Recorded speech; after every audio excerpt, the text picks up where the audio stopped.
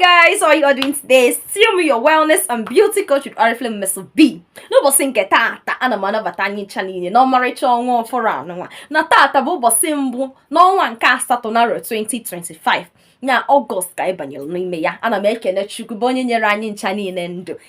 Na-asị ya nna m nara ekene n'ihe niile. Mgbe na-ekenekwazi gị bụ onye na-ene n'ihe onyonyo mgbe niile. Ihe anyị na-eme a na-asọ gị, Chineke gọzibere m unu.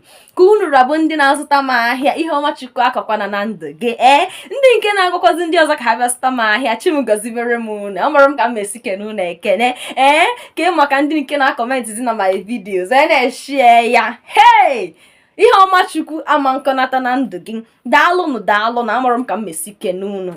Amara asị m Chineke gọziere m unu. Ihe ahụ ị na-ayọ Chukwu n'oge mere gị ya n'ụzọ pụrụ iche. Ana m anabata anyị ncha niile n'ọmarịcha ọnwa Ọgọst anụnwa wee na-agwakwazi gị na Oriflame Company nwere ọtụtụ ihe ọma mara mma anyị ji wee bịa n'ọnwa anụnwa.